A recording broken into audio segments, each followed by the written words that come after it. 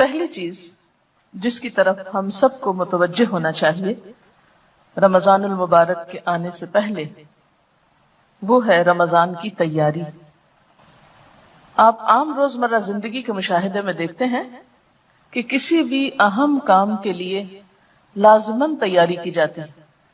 اگر کوئی کام بھی تیاری کے بغیر شروع کر دیا جائے تو اس میں وہ روح نہیں آتی، اس کام کو آپ صحیح طور پر انجوائے نہیں کر سکتے اور اس کا حق ادا نہیں کر سکتے۔ مثال کے طور پر امتحان کے آنے سے پہلے آپ کیا کرتے ہیں؟ تیاری کرتے ہیں۔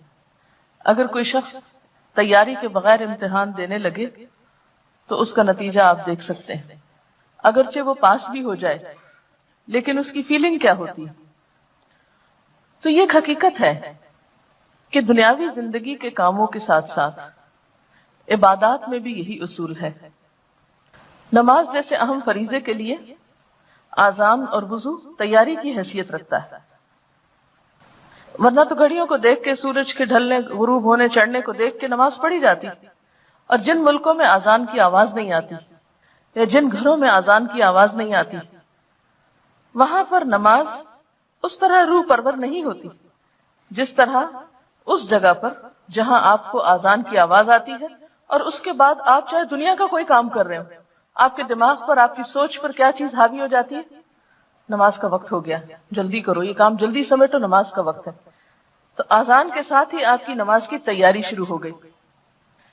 تو گویا کوئی بھی کام ہو اس سے پہلے تیاری کا کرنا، اور تیاری میں دو چیزیں آتی ہیں، نمبر 1 ذہنی تیاری اور نمبر 2 عملی تیاری۔ ذہنی تیاری میں کیا چیزیں شامل ہیں کہ آپ اپنی سوچ کو، اپنے دھیان کو، اپنے احساسات کو، اپنے جذبات کو اس طرف موڑنا شروع کریں، ایسے اسباب اور ایسے حالات سے گزریں کہ جس سے آپ ذہنی طور پر اس چیز کے کرنے کے لیے فوکس ہو جائیں۔ عملی تیاری میں کیا چیز آتی ہے کہ مثلاً آپ کو معلوم ہے کہ رمضان میں آپ کو اتنا راشن چاہیے، جیسے گھریلو خواتین ہیں جو گھر چلاتی ہیں، اتنا راشن چاہیے، یہ چیزیں خریدنا ہے، یا عید پہ کپڑے بنانا ہے، یا اور جو بھی آپ سمجھتے ہیں کہ آپ کو اتنے لوگوں کو روزہ افطار کرانا ہے، یا زکوٰۃ دینا ہے، یا صدقہ خیرات کرنا ہے، یا درس قرآن دینا ہے، یہ جو بھی کام آپ رمضان میں کرنے والے ہیں، اگر بیٹھ کر رمضان سے پہلے ان کے بارے میں مذاکرہ کر لیں، ڈسکشنز کر لیں، گفتگو کر لیں، تیاری کر لیں، عملی طور پر آپ بازار جا کر اپنا حساب کتاب کر لیں کہ کتنا خرید و فروخت کرنی، یا منگوا لیں، اگر آپ خود نہیں جاتے تو بھی منگوا کے سب چیزیں کچن کی ایک طرح سے دوبارہ سیٹنگ کر کے ہر چیز سحری افطاری کے اعتبار سے، پھر ٹائم ٹیبل آپ کے پاس میں ہونا چاہیے جس کو دیکھ کے آپ سحری افطاری کے اوقات فالو کرتے ہیں۔ پھر اسی طرح اگر آپ کو کہیں اور تراویح پڑھنے کے لیے جانا ہے تو سواری کا ارینجمنٹ، یہ کس کے ساتھ جانا ہے، یہ کس کو اور ساتھ میں لانا ہے، یہ ساری چیزیں رمضان سے پہلے ایک ایک کر کے، جن کا ابھی میں ذکر کروں گی، ان کو عملی طور پر بھی تیار کر کے رکھ لیں اپنے پاس۔ اس سے آسانی یہ ہوگی کہ جب کام شروع ہوگا تو آپ رائٹ اوے کام ڈے 1 سے شروع کر دیں گے، اور اگر آپ تیار نہیں ہوں گے تو پہلا عشرہ تو آپ کا صرف سوچ بنانے میں گزر جائے گا کہ اچھا رمضان آیا۔ جو کام آپ کو کرنے ہیں یہ چیزیں آپ نے روز کرنی ہے۔ مثلا میں نے لکھ کے رکھا ہوگا کہ سب سے پہلے صبح میں کیا پڑھنا ہے، اس کے بعد تسبیحات کون سی کرنی، حالانکہ مجھے پتا ہے یہ کرنی ہے، لیکن پھر بھی میں کاموں کے پریشر میں بعض اوقات بھولنے لگتی ہوں، تو میں وہ کارڈ مجھے یاد دلاتا ہے کہ آج میں نے یہ کام نہیں کیا۔ کہ مثلا اگر آپ نے اپنے اوپر کچھ نفل باندھے ہوئے ہیں یا کچھ ذکر خاص کرنا ہے آپ کو، خاص سے مراد مسنون ہی ہے، وظیفہ مراد نہیں ہے کہ 1000 دفعہ کچھ، 1,00,000 دفعہ کچھ پڑھنا ہے، تو ان سب کے انہی ترتیب بار اپنے چیزیں لکھ کر رکھ لیں۔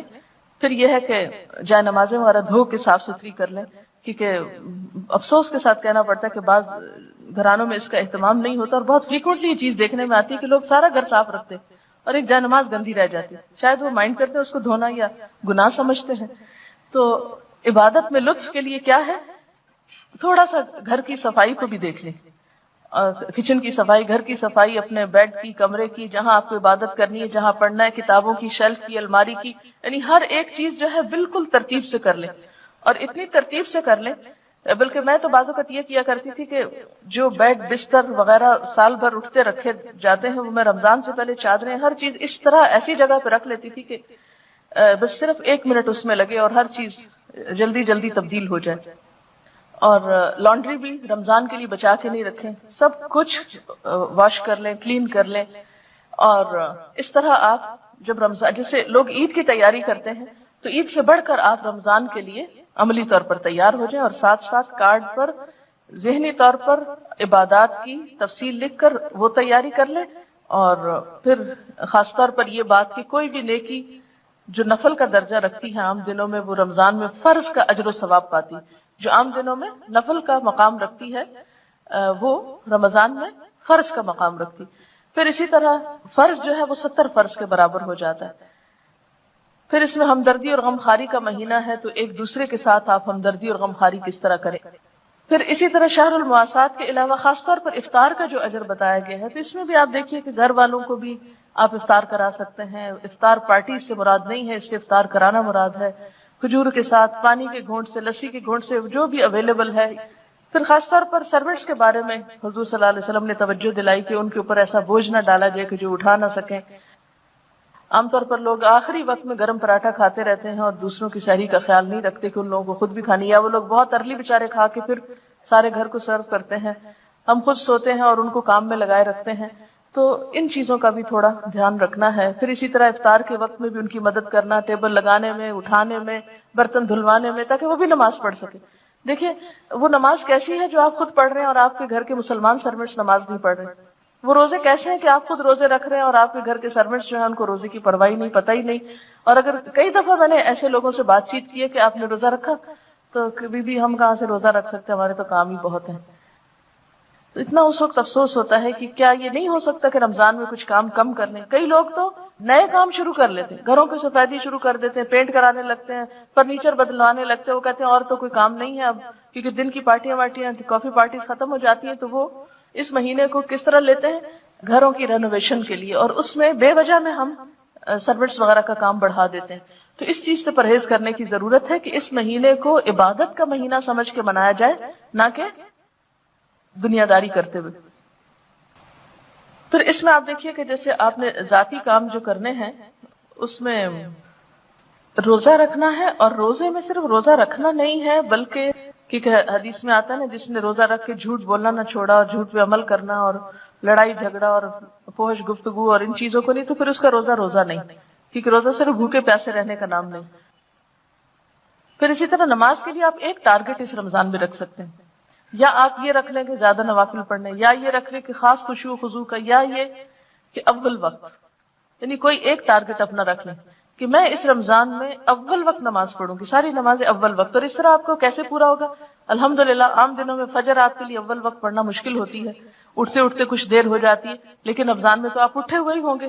یہ نہیں کہ آپ سحری کے بعد جو لوگ خود کام کرتے ہیں گھر کا، تو وہ کیا کرنا شروع کر دیں، برتن دھونا شروع کر دیں، کچن صاف کرنا شروع کر دیں، اس کو فرش دھونا شروع کر دیں، اور سارے کام کرتے کرتے سویر کر دیں، اور جب تھوڑی دیر رہ جائے سورج نکلنے کو تو جلدی جلدی نماز پڑھ لیں. یہ نہیں کرنا، طویل نماز پڑھیں. کیونکہ فجر کی نماز جو ہے آپ صلی اللہ علیہ وسلم کی سب نمازوں سے زیادہ طویل ہوتی تھی. تو اس کو مسنون طریقے سے پڑھنے کے لیے آپ کو کیا کرنا ہوگا؟ آپ اندھیرے میں شروع کرتے تھے اور تھوڑی تھوڑی روشنی ہو جاتی تھی جب ختم کرتے تھے. ہم لوگوں نے کتنی دفعہ زندگی میں مسنون نماز فجر کی پڑھی. تو یہ رمضان کا موقع اگر آ رہا ہے تو کوشش کریں کہ اس میں اس سنت پر عمل ہو جائے. تو ساری نمازوں کو اول وقت میں، یعنی یہ جو عبادات ہے رمضان میں ذاتی عبادات، اس میں روزے کو، حقیقی روزہ، نماز کو، اول وقت کی نماز اور خشوع و خضوع. پھر اسی طرح نوافل میں جو جو چیزیں آپ کر سکتے ہوں، اور اس میں خاص طور پر قیام اللیل یعنی جو تراویح کی نماز ہے اس کا اہتمام، کیونکہ ایک نفل جو ہے اس فرض کے برابر ہے.